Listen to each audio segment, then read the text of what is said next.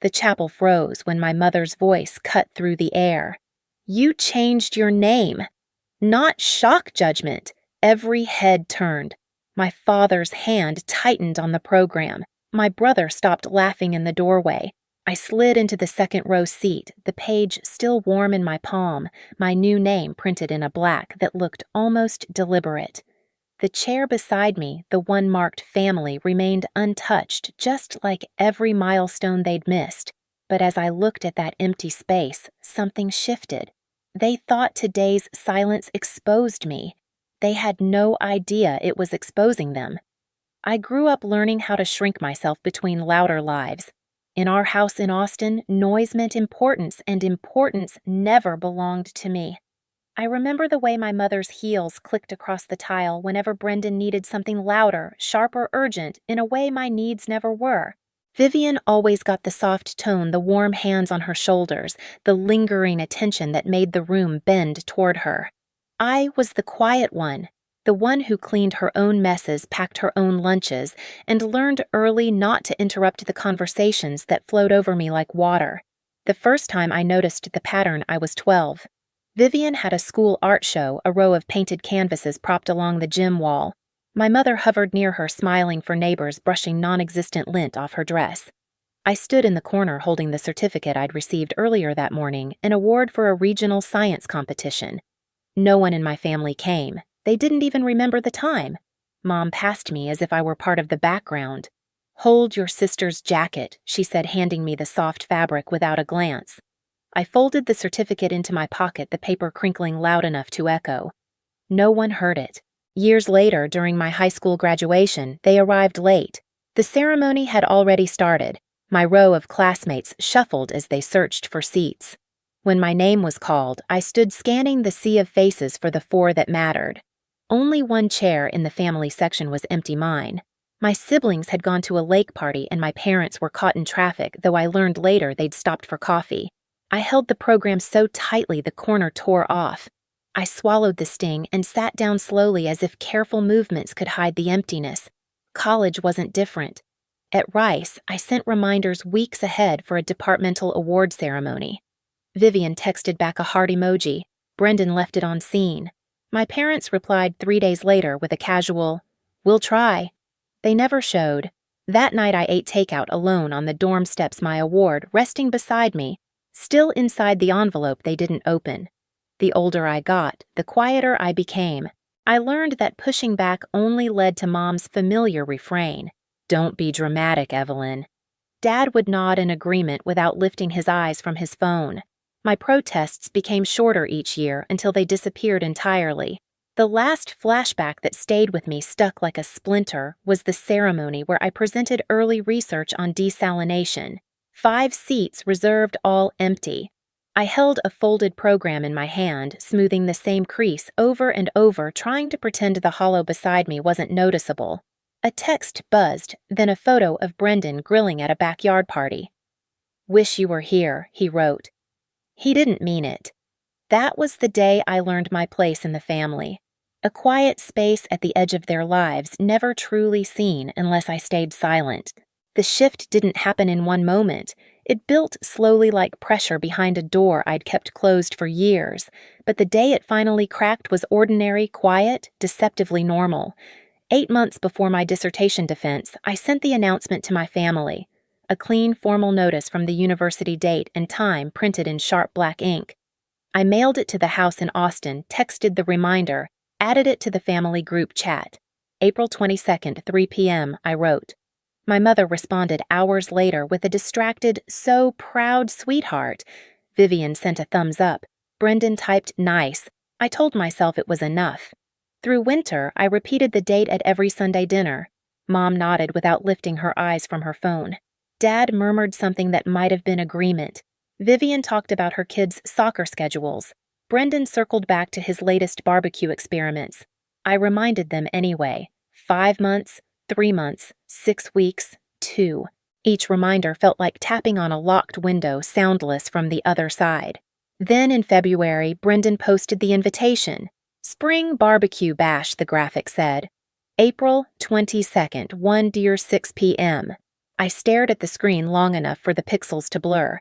When I called him, he sounded genuinely confused. "What time is your thing again?" he asked, like he hadn't heard it 20 times. 3 o'clock, I said. "People can do both," he replied. "Just come after." Stanford was an hour away. He knew that. He didn't care. I called Mom next. She laughed softly. "Honey, don't be dramatic. We'll work something out." But I felt it then, the quiet, sinking certainty. They weren't confused. They weren't busy. They simply chose something else. Someone else. Like always. The final confirmation came the day before my defense. Mom answered over loud music, her voice thin between bursts of laughter. "I'm at Brendan's helping set up," she said. "Total chaos here." And tomorrow I asked. 3 o'clock, right? We'll be there," she said, distracted. "Vivian's bringing dessert." She hung up before I could respond. The next afternoon, standing in the hallway outside Patterson Hall, my phone buzzed. "Where are you?" Mom asked. "We're all at Brendan's." I didn't answer immediately. I let the silence fill the space between us, heavy and final, and in that silence, something inside me clicked into place. I didn't cry in the hallway outside Patterson Hall. I didn't call anyone back. I didn't explain. I gathered my notes, walked into the auditorium, and defended 8 years of work to a room missing 5 faces that should have been there.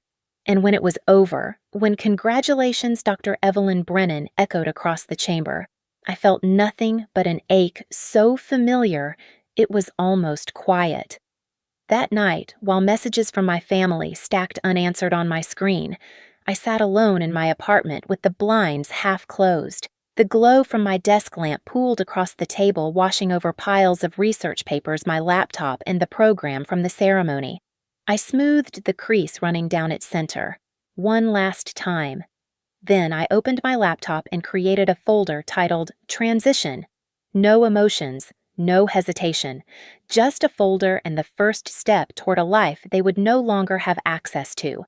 I started with the essentials. I downloaded the name change petition from the county website, printed it. The sound of the printer humming in the quiet apartment felt strangely grounding. Instruction pages, required documents, identification guidelines. I highlighted each section with steady strokes. My pen didn't waver once. Next, financial accounts. I logged into each one, updating contact information, saving statements into the new folder labeled Records.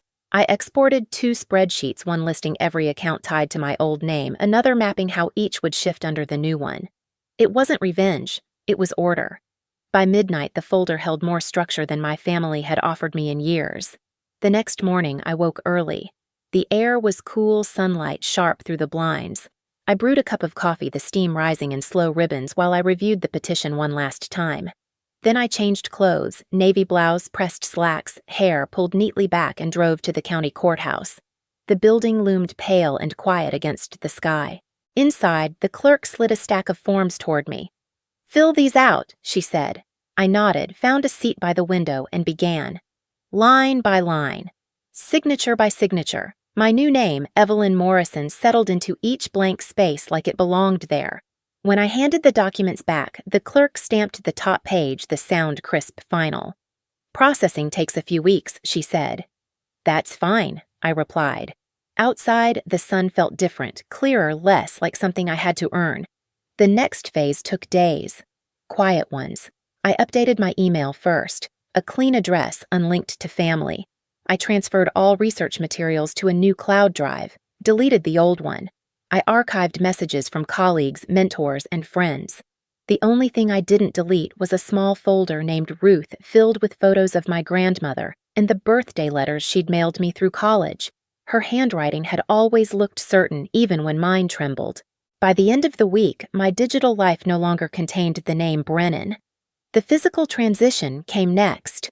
I boxed up my apartment, books stacked neatly, clothes folded in long rows, frames turned face down and wrapped in paper. I stood in the center of the living room the night before the movers arrived, listening to the soft hum of the refrigerator, the faint buzz of a streetlight outside. My phone lit up every few minutes, calls, texts, missed attempts to grasp what they'd never held in the first place. I didn't answer. When the truck pulled away, carrying everything I owned toward Portland, I locked the apartment door and rested my hand on the cool metal for a moment. Not sentiment, just stillness. The drive north took 2 days. Long stretches of highway muted radiostatic rest stops with flickering vending machines. I stopped only for gas and coffee. Each mile felt like dissolving threads, thin, frayed connections falling away behind me. Portland greeted me with gray skies and a soft drizzle. Perfect, I thought. A city where silence didn't feel like a punishment, but a way of breathing. My new apartment was small but bright with a narrow balcony overlooking a quiet street lined with trees. I placed my boxes by the window and opened the one labeled Work. Research papers, a notebook, a single photo of me and my grandmother at a long-past birthday dinner. I pinned it above my desk. The next morning, I walked into the environmental consulting firm that had offered me a position months earlier. A receptionist greeted me warmly. My new colleagues introduced themselves one by one. No one asked about my family. No one compared me to a sibling. I sat at my new desk, logged into my new account, and felt a strange, unfamiliar steadiness settle in my chest. In the evenings, I continued the quiet work. I changed the name on my driver's license, updated my voter registration, replaced my medical records, reassigned emergency contacts, closed the last bank account with the old surname. Each task brought its own small sound, the tap of keys, the click of a button, the soft rip of an envelope. Not dramatic, not triumphant, but precise. Controlled. Mine. Some nights I'd sit at my desk with the window cracked open, letting the cool air drift inside. I'd reach for a form, a bill, a document, and feel that familiar tightening in my chest ease just a little. This time, I thought sliding another page into the completed folder, I won't fix what they've broken. It wasn't a vow, just a boundary. Finally written down. The notification arrived on a gray morning, weeks after I'd settled into Portland. Your name change petition has been approved, it read. A simple sentence.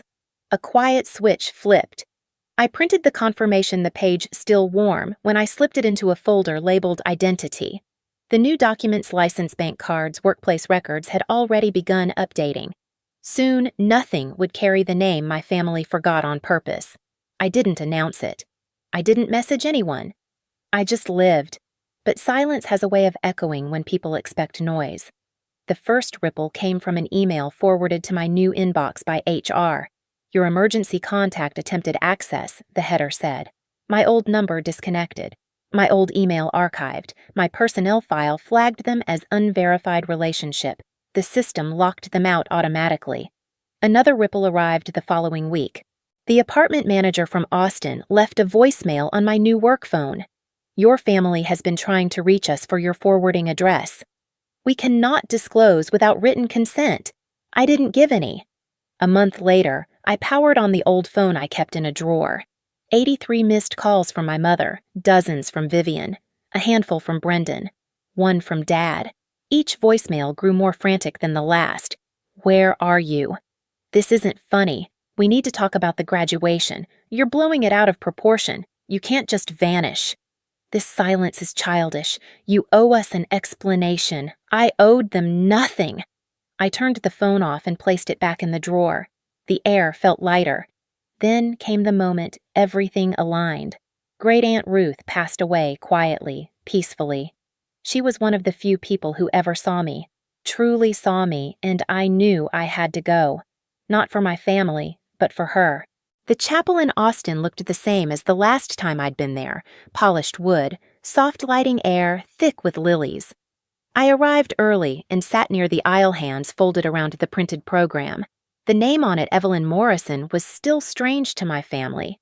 But it wasn't strange to me. Not anymore. They arrived in a wave. My mother stopped mid-step when she saw me.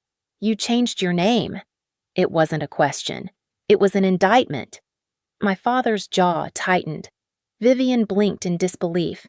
Brendan looked like someone had slapped the air from his lungs. Their eyes flicked to the program, then to me, then back again. You should have told us, Mom said under her breath. You should have shown up, I replied, my voice level. She opened her mouth ready to argue, but the chapel attendant signaled for quiet. During the service, they watched me more than the ceremony. Every so often, Mom's gaze slid toward me, confusion, frustration, something like fear. The same fear people feel when a familiar map has been redrawn without them. After the final hymn, she followed me outside.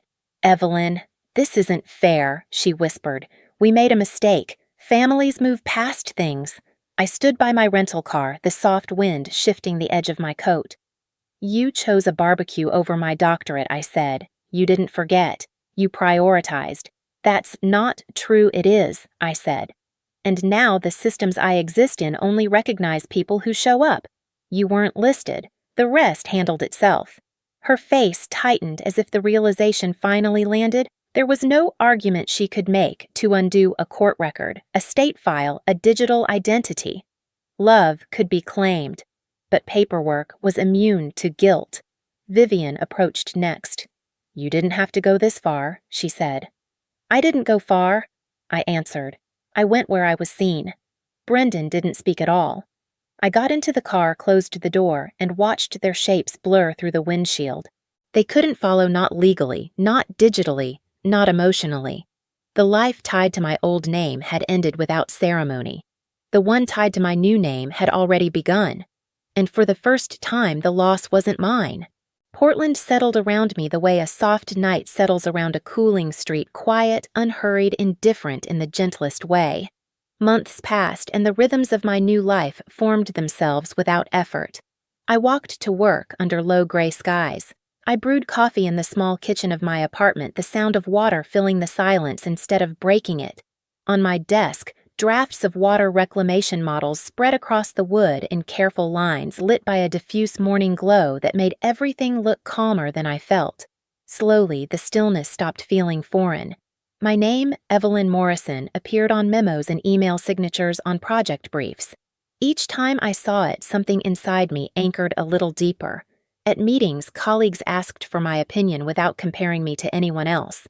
After work, a coworker would invite me for coffee, or Alex would meet me at a small cafe tucked between two brick buildings. He listened. He remembered details. He asked about the desalination project I'd been refining for years, and he didn't pretend interest, he showed it. Some nights, I'd sit on the balcony with a blanket around my shoulders, the city humming softly in the distance. The rain traced lines down the railing, steady and unbothered. I thought about the empty chair at my defense, the one I'd stared at for a long moment before starting my presentation.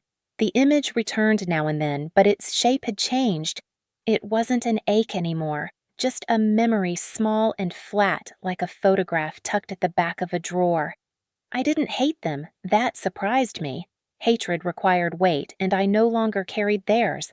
The paperwork had done one thing I never could. It carved a clean boundary. Not a barricade, just a line. On one side, the life where I waited to be chosen. On the other, the life where I didn't. When I left the courthouse months earlier, I hadn't been running from my family. I'd been walking toward myself, toward a name that belonged to someone who showed up for me even when no one else did. Now, in the soft drizzle of an Oregon evening, I realized something quieter than forgiveness, simpler than closure. I wasn't missing anymore. I had arrived. Boundaries aren't punishments. They're proofs of where you finally learned to stand. My family spent years forgetting me in rooms I worked hard to enter. So I built a life in a place where showing up wasn't optional. Now, when I sign my name, Evelyn Morrison, the silence that follows isn't empty. It's mine. And some doors stay closed simply because I no longer knock.